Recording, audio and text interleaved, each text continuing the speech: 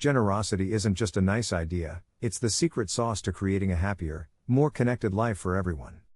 Today, I want to talk about spreading generosity like wildfire, and I'm so excited to dive into this topic because let's face it, the world could use a lot more of it.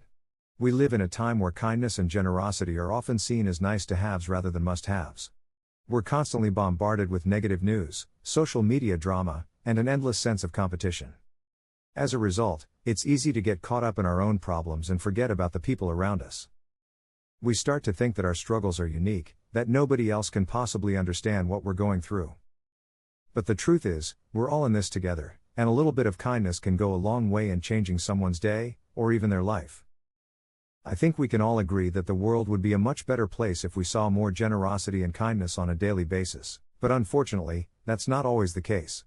We've all experienced times when we felt like nobody was willing to lend a helping hand, when it seemed like everyone was only looking out for themselves. And it's in those moments that we start to wonder, has the world just become a meaner, more selfish place?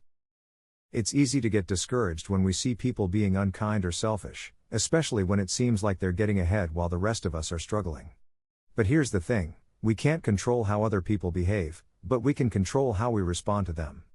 We can choose to let their negativity bring us down, or we can rise above it and show them what kindness looks like. One of the most beautiful things about generosity is that it can take so many different forms. You don't have to be wealthy or have a lot of resources to be generous. You can volunteer your time, offer a listening ear, or simply be present for someone who needs it. I've seen people start fundraising campaigns for complete strangers, or show up at a local soup kitchen to serve meals to those in need. These may seem like small acts, but trust me, they make a huge difference. I've also seen communities come together to support a family who lost their home in a fire, or to raise money for a child's medical treatment. These are the kinds of stories that remind us of the power of human kindness, and they inspire us to be better, to do better. I want to share a story that always sticks with me. There was a woman named Sarah who lived in a small town that was hit by a devastating hurricane. She lost everything, her home, her business, everything. But instead of giving up, she started a relief effort to help her neighbors who were struggling even more than she was. She spent countless hours organizing volunteers, collecting donations, and delivering aid to those in need. And as she did, something amazing happened. The entire community started to come together, and soon they were all helping each other rebuild their lives. Sarah's story is a powerful reminder that even in the darkest of times, there is always hope. And it's not just about what we do in the midst of tragedy, it's about how we live our daily lives.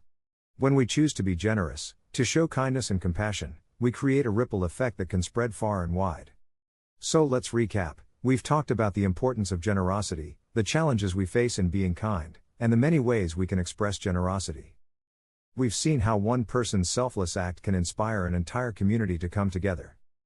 As we close out this video, I want to leave you with a challenge: go out there and spread some generosity like wildfire.